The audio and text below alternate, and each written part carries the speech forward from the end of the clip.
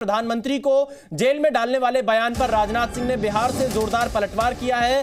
बिहार के बांका में रैली को संबोधित करते हुए रक्षा मंत्री राजनाथ सिंह ने कहा, किसी में इतना दम नहीं है कि वो पीएम को जेल में डाल सके। इसके अलावा राजनाथ सिंह ने यह भी कहा कि विपक्षी दल के लोग कहते हैं कि वो परमाणु बम को खत्म कर देंगे, ये कैसे कर सकते हैं? चीन और पाकिस्तान के पास ये बम है। आपको सुनाते हैं क्या कुछ कहा है राजनाथ सिंह ने। और बहनों भाइयों, आपने रामायण काल में भी देखा है कि जिनके अंदर अहंकार पैदा होता है उनका हश्र क्या होता है। और इस हद तक मन बढ़ जाता है, कभी कभी कहते हैं हमारी सरकार बन जाएगी तो मोदी जी को हम जेल में डाल देंगे। किसने मां का दूध पिया है जो मोदी जी को जेल में डाल देगा?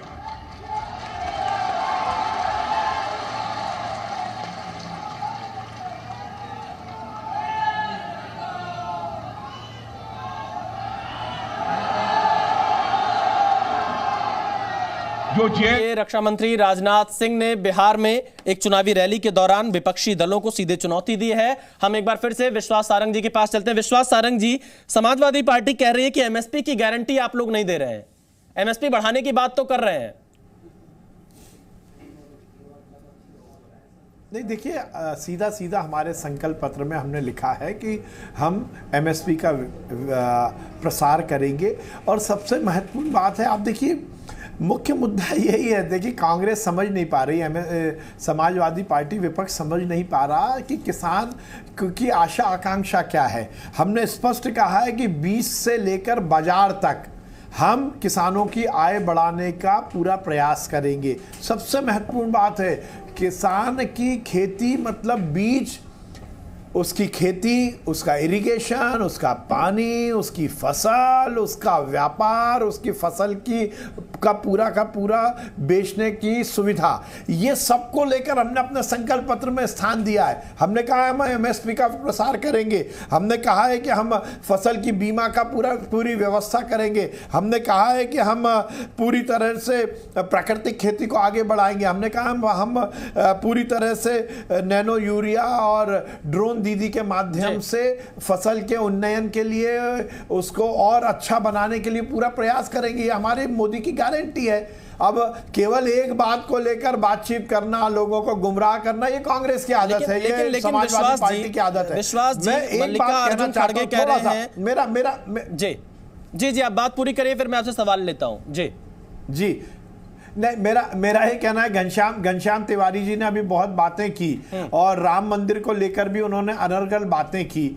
मैं ये कहना चाहता हूँ, राम भक्तों पर गोली चलाने वाले लोग, उनकी हत्या करने वाले लोग यहाँ पर बैठकर बड़ी बड़ी बातें करेंगे, ये शोभा नहीं देता। मुझे लगता है कि इस तरह की बयानबाजी, खासकर राम मंदिर को कंट्रोवर्सी में लाना, राम मंदिर के निर्माण पर विवाद करना, ये उचित नहीं है। वो कांग्रेस पार्टी जो राम के अस्तित्व को लेकर हलफनामा देती है और वो समाजवादी पार्टी जो राम भक्तों पर सरेराह गोली चलाती है, वो क्या जानेंगे राम भक्तों की पीड़ा को और राम भक्तों की आस्था को। दीपक झा जी, देखिए, राम मंदिर का संकल्प बीजेपी ने लिया तो उसको पूरा किया, अब तो उनका संकल्प नया आ गया, यूसीसी आ गया है, आप लोग की चुनौती बढ़ने वाली है। देखिए विशाल जी, हमने हमेशा कहा था कि भारतीय संविधान में, भारत की संसद में और भारत की न्यायिक प्रक्रिया में हमारा संपूर्ण विश्वास है और आपको भी विश्वास होगा। तो बताएं कि भाजपा ने बनवाया है क्या राम मंदिर? ये माननीय सुप्रीम कोर्ट के आदेश के अनुसार बना है। पूरे देश में शांति और सौहार्द राम का अस्तित्व नहीं है, राम का अस्तित्व नहीं है, ये हलफनामा किसने दिया? देखिए, राम का अस्तित्व नहीं है, ये हलफनामा किसने दिया? कि हमारे बीच में कोई नहीं बोलता। मैं आपसे पूछ रहा हूँ, राम का अस्तित्व नहीं है, ये हलफनामा किसने दिया? दीपक जी, हलफनामा देना क्या गुनाह है क्या? सुप्रीम कोर्ट भारत का है, न्याय व्यवस्था भारत की है, आस्था में तर्क और राम के अस्तित्व को लेकर हलफनामा देना ये गुनाह नहीं, गुनाह से भी ज्यादा है। जान के और पानी पीजिए छान के। तो गुरु बनाने से पहले, भगवान को आस्था पूजने से पहले, उससे आप वाद विवाद संवाद कर सकते हैं। स्वामी विवेकानंद भी जब गए थे रामकृष्ण परमहंस के पास तो उन्होंने पूछा था, आपने ईश्वर को देखा है क्या? तो तर्क हमारे संस्कृति की, हमारे अध्यात्म का पहला प्रथम सोपान है। तो विश्वास जी इतना तो रखिए, भगवान ने हमको पैदा किया है, आपने भगवान को पैदा नहीं किया। राम ने हमको लाया है, राम को आप नहीं लाए। तो इस तरह के अनर्गढ़ मत करिएगा। इस तरीके से देश को आपने, जनता ने देश को आपको चुना था कि आप महंगाई से राहत दें, बेरोजगारी से राहत दें। तो 30 लाख सरकारी पद खाली करके बैठे हुए हैं आप, और बेशर्मी की बात करते हैं यहाँ पे कि हम ऐसा कर देंगे, हम वो ऐसा कर देंगे। 10 साल हो गए आपको,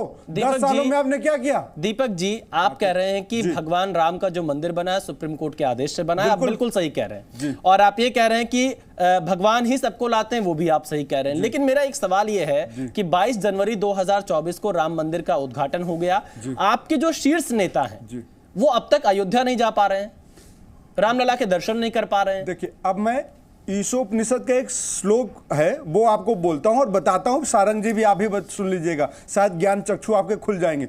ईशावास्मिदं सर्वम यत् किंचित जगत्याम जगत तेन त्यक्तेन भुंजिता माग्रह कशुसिद्धनम। इसका मतलब इनको नहीं पता होगा, मैं बता देता हूं कि संपूर्ण चराचर पृथ्वी ईश्वर का आवास है, हर जगह हर कण में ईश्वर का आवास है। तो आप कहां जाते कहां नहीं जाते आपकी आस्था है। और हमारे नेता राहुल गांधी जी ने कहा था कि भाजपा का कार्यक्रम में हम नहीं जाएंगे, राम तो कभी भी वहां पे हमेशा के लिए विराजमान है, तो राम के लिए हम हमेशा जाएंगे, कभी भी जा सकते हैं। चुनावी माहौल में जाना, फरवरी बीत गया, मार्च बीत गया, अप्रैल में चल रहे हैं। नहीं, इसका भाई कभी भी चले जाएंगे। इस देश में 33 कोटि देवी देवता हैं, गंगा है, यमुना है, हर तरह की नदियां हैं। लोगों को बड़ी उम्मीद थी कि जब यूपी से भारत जोड़ो न्याय यात्रा गुजर रही थी शायद राहुल गांधी चले जाएं। देखिए, भारत जोड़ो यात्रा का जो रूट बना हुआ था वो अयोध्या में था नहीं, तो जाने की बात ही नहीं है कि वहां के हम नहीं जाएंगे। इसमें फंसाने की बात ही नहीं कि आप लोग हमको फंसाना चाहते हैं। नहीं, दीपक झा जी गए नहीं तो सवाल तो उठेंगे ही ना। विशाल जी, चुनाव ईश्वर के नाम पे होता है कि धर्म के नाम पे होता है कि संविधान के लिए होता है? कि लोगों को पेट में खाना कैसे मिलेगा, रोजगार कैसे मिलेगा, इस बात पे चुनाव। मैं जवाब लेता हूँ। विश्वास मैंने तो कहा कि मेरी आस्था ईश्वर में विश्वास पूरी तरीके से, लेकिन दीपक जी जवाब ले लेते हैं। विश्वास सारंग मुझे सर्टिफिकेट देंगे? चलिए मैं जवाब लेता हूँ। Z News.